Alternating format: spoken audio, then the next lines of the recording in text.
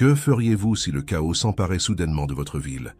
Si des envahisseurs décidaient que votre maison était la prochaine cible? Êtes-vous vraiment prêt à défendre votre maison et à protéger votre famille?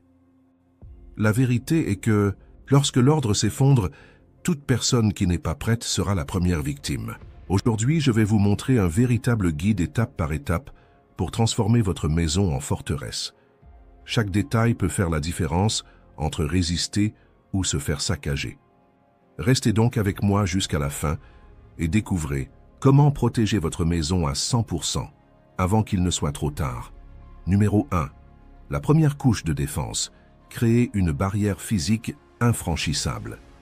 Protéger sa maison en temps de crise n'est pas seulement une question de sécurité, c'est une stratégie de survie. En cas d'effondrement social, ce qui distingue une maison protégée d'une cible facile, c'est la solidité des barrières physiques. Cela signifie qu'avant même de penser aux alarmes, aux caméras ou aux armes, la première ligne de défense doit être la structure extérieure de votre propriété. La première erreur commise par de nombreuses personnes est de sous-estimer l'importance d'une clôture ou d'un mur bien construit. Idéalement, la barrière qui entoure votre maison ne doit pas être un simple obstacle visuel, mais une structure qui décourage toute tentative d'intrusion. Si vous vivez dans une zone urbaine, il est essentiel d'avoir des clôtures hautes avec une armature métallique et des structures difficiles à escalader. Pour les habitants des zones rurales, la combinaison de solides clôtures en bois et de fils barbelés peut s'avérer très efficace. Ce que beaucoup oublient, c'est que la hauteur de la barrière n'est pas le seul facteur qui compte. Les hauts murs, par exemple, peuvent empêcher les voisins ou les alliés de voir les mouvements suspects autour de votre propriété. C'est pourquoi, dans certaines situations, l'utilisation de clôtures à visibilité partielle peut être un avantage. Vous gardez le contrôle visuel du périmètre sans compromettre la sécurité. En outre, le portail d'entrée doit être l'un des points les plus renforcés de votre propriété. Un portail fragile ou dépourvu de serrure de qualité peut devenir le point d'invasion le plus évident.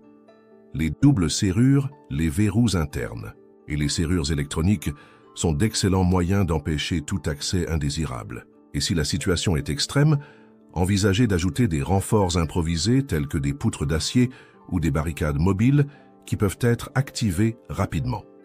Un autre facteur essentiel est le type de terrain autour de votre maison. Les envahisseurs chercheront toujours le moyen le plus facile d'entrer, c'est pourquoi l'aménagement de l'environnement extérieur peut servir de barrière naturelle. Les jardins avec des buissons épineux, des pierres inégales et des fossés stratégiques rendent leur approche silencieuse difficile. Planter des cactus ou des rosiers près des fenêtres et des murs peut sembler un simple détail, mais cela peut faire la différence entre un intrus qui saute votre clôture et celui qui abandonne avant d'avoir essayé. Outre la création d'obstacles physiques, une autre mesure essentielle consiste à éliminer les angles morts. Tout espace autour de votre maison qui offre un abri aux intrus doit être supprimé ou surveillé. Les zones très sombres doivent être éclairées par des détecteurs de mouvement qui activent des projecteurs dès qu'ils détectent une présence suspecte. N'oubliez pas qu'un intrus qui se sent exposé est beaucoup plus susceptible d'abandonner avant même d'avoir essayé d'entrer. La couche extérieure de défense est le premier avertissement que votre maison ne sera pas une cible facile. Mais pour garantir une protection complète, la structure physique doit être alignée sur votre stratégie interne, et c'est là que se joue la réussite ou l'échec de l'invasion. Numéro 2. Renforcer les entrées et les fenêtres. Empêcher l'accès à l'intérieur. Si un envahisseur franchit la barrière extérieure, il doit s'attaquer à la deuxième ligne de défense, les portes et les fenêtres. La vérité, c'est que la plupart des maisons peuvent être cambriolées en moins de 30 secondes à l'aide d'outils simples tels qu'un pied d'ébiche ou un tournevis. Le problème, la plupart des gens ne se rendent compte de la vulnérabilité de leurs portes et fenêtres qu'une fois que l'effraction a eu lieu. Les portes principales sont le premier point à renforcer. De nombreuses habitations utilisent encore des portes creuses qui peuvent être abattues en quelques coups. L'idéal est d'avoir des portes en bois massif ou en acier renforcé qui demandent beaucoup plus d'efforts pour être brisées. Mais une porte solide ne suffit pas, la serrure doit être à la hauteur de la structure. Les serrures multipoints, les verrous intérieurs et les poignées de porte renforcées rendent toute tentative d'effraction encore plus difficile. Si vous souhaitez un niveau de sécurité supplémentaire, envisagez d'installer des barres de verrouillage internes. Ces barres empêchent l'effraction de la porte, même si les charnières sont forcées. En temps de crise, une simple poutre en bois ou en acier à travers la porte peut faire la différence entre arrêter un intrus ou être pris en otage à l'intérieur. Les fenêtres constituent un autre point critique. Le verre ordinaire peut être brisé facilement, ce qui permet à tout intrus d'avoir un accès rapide. Pour résoudre ce problème, il existe des solutions efficaces. Film de sécurité. Ces adhésifs très résistants sont installés sur le verre et l'empêchent de se briser facilement. Même si un intrus tente de les briser, le film maintient la structure intacte suffisamment longtemps pour que vous puissiez réagir. 2. Le verre feuilleté ou blindé. Il est plus coûteux, mais offre une barrière pratiquement infranchissable contre les effractions. 3. Les grilles et barreaux métalliques. Un classique de la protection de l'habitat, ils peuvent empêcher totalement l'accès à condition d'être solidement fixés à la structure. Autre point important, que beaucoup négligent les points d'entrée. Secondaire. Les portes latérales, les sous-sols, les lucarnes et même les passages de ventilation peuvent être utilisés comme des voies alternatives par des intrus expérimentés. Tout accès à votre maison doit être considéré comme un point de vulnérabilité possible. Pour renforcer la sécurité, il est possible d'installer des systèmes de double verrouillage et des alarmes domestiques improvisées. Par exemple, des cordes munies de cloches ou même des objets bruyants attachés aux portes et aux fenêtres constituent des alertes simples, mais extrêmement efficaces pour détecter toute tentative d'effraction. De plus, si l'effraction a lieu, il faut prévoir un plan de confinement. Des portes intérieures renforcées, des couloirs étroits et des barrières mobiles peuvent être utilisées pour stopper la progression de l'intrus et lui donner le temps de réagir ou d'appeler des renforts. Un intrus qui rencontre une résistance à l'intérieur de la maison peut abandonner ou commettre des erreurs qui facilitent sa neutralisation. Nombreux sont ceux qui pensent que renforcer les entrées et les fenêtres est exagéré. Mais il suffit de lire les rapports sur les violations de domicile pour se rendre compte que la plupart des victimes n'avaient jamais imaginé qu'elles seraient prises pour cible. Et lorsqu'elles s'en rendent compte, il est trop tard. Numéro 3. Surveillance et détection. Anticiper la menace avant qu'il ne soit trop tard. Aucun intrus ne veut être vu. La plupart des tentatives d'intrusion ont lieu lorsque les criminels pensent qu'ils ne seront détectés que trop tard. C'est pourquoi, outre les barrières physiques et les renforcements structurels, la surveillance et la détection précoce sont essentielles à une défense efficace. L'erreur commise par de nombreuses personnes est d'installer des caméras et des capteurs uniquement à titre décoratif, sans véritable stratégie pour les rendre utiles en temps de crise. Un système de surveillance bien conçu doit anticiper les mouvements d'un attaquant avant qu'il ne tente une approche directe. La première étape consiste à s'assurer que chaque point d'accès bénéficie d'une couverture visuelle. Cela signifie qu'il faut placer les caméras de sécurité à des angles stratégiques, en couvrant les portes, les fenêtres, les portails et les angles morts autour de la propriété. L'idéal est d'utiliser des caméras dotées d'une vision nocturne et de capteurs de mouvement qui déclenchent des alertes automatiques dès qu'elles détectent un mouvement suspect. Mais les caméras ne suffisent pas. La deuxième étape d'une surveillance efficace consiste à créer des barrières sonores et lumineuses pour alerter toute tentative d'approche. Les détecteurs de mouvement activant des réflecteurs de forte puissance, tout intrus, est immédiatement exposé, ce qui élimine le facteur de surprise. Les systèmes d'alarme périmétriques sont également d'excellentes options car ils émettent des alertes sonores lorsque quelqu'un franchit un certain point de la propriété. Une autre astuce très efficace pour renforcer la surveillance consiste à utiliser des systèmes de détection passive. Un exemple classique consiste à placer du gravier ou de la pierre concassée dans les passages, le bruit des mouvements. Sur ces surfaces, rend difficile pour un intrus de s'approcher sans être entendu. Une autre technique efficace consiste à utiliser des objets réfléchissants tels que des petits miroirs ou des films métalliques à des endroits stratégiques afin de s'assurer que tout mouvement est visible même en vision périphérique. Si l'objectif est d'assurer une surveillance même en l'absence d'électricité, la meilleure stratégie consiste à utiliser des caméras et des alarmes alimentées par l'énergie solaire ou des systèmes de batterie à longue durée de vie. En cas de crise prolongée où le réseau électrique pourrait tomber en panne, Se fier au système connecté au réseau pourrait être une erreur fatale. Enfin, l'un des facteurs les plus importants de la détection précoce est l'intégration de la surveillance et de la réponse. Disposer de caméras et de capteurs ne sert à rien s'il n'y a pas de plan clair sur ce qu'il faut faire lorsqu'une menace est détectée. L'accès à distance aux images, un système d'alerte silencieux et, si possible, une communication directe avec des voisins de confiance peuvent faire la différence entre prévenir une attaque et être pris par surprise. Une détection précoce permet non seulement d'éviter les intrusions, mais aussi de réagir en toute sécurité. Et lorsqu'un criminel se rend compte qu'il a été détecté avant d'agir, les chances qu'il abandonne augmentent considérablement. Pensez-vous que votre maison est protégée contre les intrus? On n'est jamais trop prudent. Partagez les moyens de vous protéger dans les commentaires. Numéro 4. L'art de la discrétion. Comment protéger votre maison sans attirer l'attention? Nombreux sont ceux qui pensent qu'une maison protégée doit ressembler à une forteresse visible de loin. Mais en temps de crise, il peut être tout aussi important, sinon plus d'être discret que d'avoir des renforts physiques apparents. Après tout, qu'est-ce qui est le plus sûr, une maison discrète qui passe inaperçue ou une maison qui s'enorgueillit de ses fortifications et attire les regards indiscrets? Le premier principe d'une défense discrète est d'éviter de ressembler à une cible précieuse. Dans un scénario d'effondrement où la rareté des ressources augmente les risques de pillage et d'invasion, tout signe de richesse ou de surabondance peut faire d'une maison un point d'intérêt pour les criminels. Cela signifie que vous ne devez pas faire étalage de votre état de préparation. Les générateurs, les stocks de nourriture et les armes ne doivent pas être rendus publics ou mentionnés publiquement. Même les voisins proches n'ont pas besoin de connaître toutes vos ressources, car en temps de crise, même les connaissances peuvent devenir des risques. Une autre erreur courante consiste à maintenir un éclairage excessif pendant les pannes de courant. Si tout le quartier est dans le noir et que seule votre maison brille comme une forteresse sûre, vous devenez une cible instantanée. L'idéal est d'utiliser des lumières tamisées, placées à des endroits stratégiques, afin de maintenir la visibilité nécessaire sans attirer inutilement l'attention. L'extérieur de la maison doit également être aménagé avec discrétion. Les murs et les clôtures sont essentiels pour la sécurité, mais les clôtures trop hautes peuvent sembler hostiles et suggérer que quelque chose de précieux est protégé.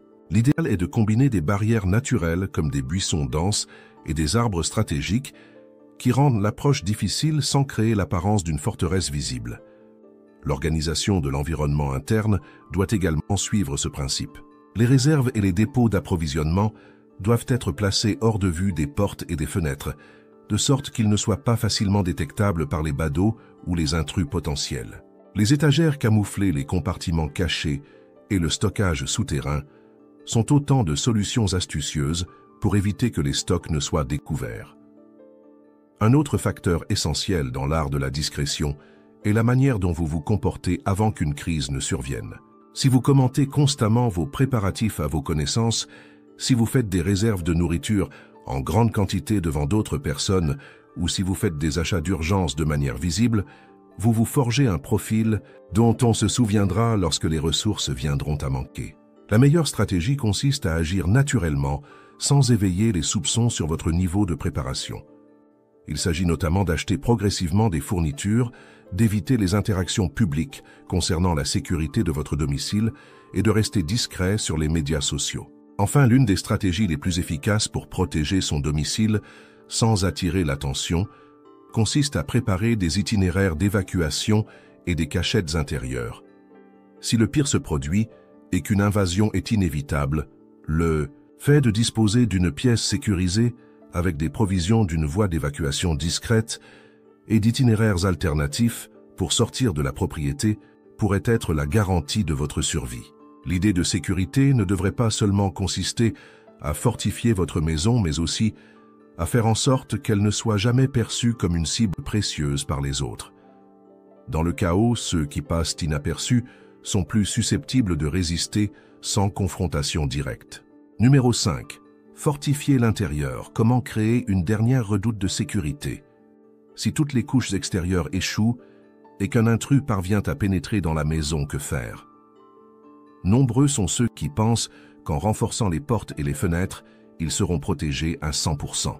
Mais en réalité, aucune défense n'est à toute épreuve. Si le pire arrive, vous devez avoir un plan pour arrêter l'intrus et garder votre famille en sécurité à l'intérieur de votre maison. La première étape pour sécuriser votre intérieur consiste à créer des barrières internes. Cela signifie que les portes à l'intérieur de la maison doivent également être renforcées. La plupart des portes intérieures sont fragiles, faites de matériaux creux et faciles à forcer. Idéalement, au moins, la chambre principale, une pièce sécurisée, et l'accès à l'étage, s'il y en a un, devrait avoir des portes en bois massif ou en métal équipées de serrures robustes. Par ailleurs, la répartition des meubles peut ralentir et gêner l'avancée d'un intrus. Placer des meubles lourds, des étagères et des placards près des portes secondaires peut créer des barrières naturelles qui ralentiront l'intrus et vous donneront le temps de réagir. Un autre point essentiel est de disposer d'un endroit stratégique à l'intérieur de la maison qui servira de refuge final. Une pièce sécurisée doit être conçue pour protéger les habitants dans une situation extrême, en agissant comme un bunker improvisé. Pour être efficace, cet environnement doit contenir une porte renforcée avec des verrous internes et des serrures à choc, des fournitures essentielles telles que de l'eau, de la nourriture non périssable et une trousse de premiers secours. Des moyens de communication alternatifs, tels que des radios, des téléphones portables chargés, ou même une ligne fixe si les réseaux de téléphonie mobile ne fonctionnent pas. Des articles de défense, tels que du gaz poivré, des armes à feu si elles sont légales et sûres, des matraques, ou tout autre article, pouvant être utilisés pour stopper l'avancée de l'agresseur. Des sorties alternatives, telles que des fenêtres renforcées, qui peuvent servir d'issue de secours, des passages internes entre les pièces, ou même des trappes cachées. L'une des plus grandes erreurs lors d'un cambriolage est de ne pas savoir quoi faire lorsque le criminel entre. Si le plan n'est pas clair, la panique peut s'installer et il est alors difficile de réagir. C'est pourquoi tous les habitants de la maison doivent savoir quelle pièce est sûre, où courir et comment agir en cas d'effraction. Pratiquer ces gestes avant que le danger ne survienne peut sauver des vies. Si le pire arrive et que la confrontation est inévitable, la priorité doit être de désorienter l'intrus, de perturber ses mouvements et de gagner du temps pour appeler à l'aide ou s'enfuir. La création de pièges maison tels que des meubles placés à des endroits stratégiques, des sols glissants ou des objets bruyants qui trahissent les mouvements de l'intrus peut s'avérer une tactique précieuse. En fin de compte, la fortification de l'intérieur de votre maison n'est pas qu'une question de portes et de murs, c'est une question de planification tactique. L'objectif est de transformer chaque minute passée à l'intérieur de la maison en avantage pour les habitants et en inconvénient pour l'intrus. L'intérieur de votre maison est-il protégé?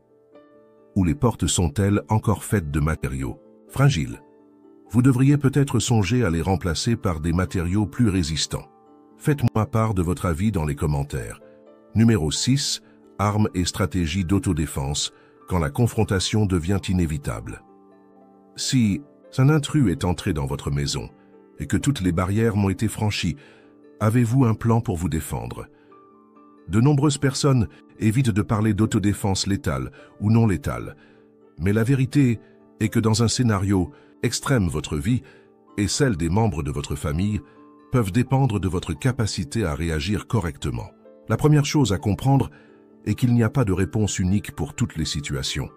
Si vous vivez dans un endroit où les armes à feu sont autorisées et que vous êtes formé à leur utilisation, elles peuvent constituer un outil de défense extrêmement efficace. Mais si vous n'avez pas accès à des armes létales ou si vous ne souhaitez pas les utiliser, il existe encore de nombreuses formes d'autodéfense qui peuvent garantir votre sécurité. Si vous avez légalement accès à des armes, le plus important n'est pas seulement d'avoir une arme, mais de savoir l'utiliser correctement.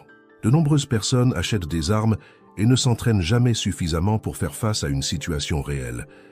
Si vous avez choisi cette option, assurez-vous d'avoir une formation adéquate pour savoir quand et comment l'utiliser sans mettre en danger des personnes innocentes.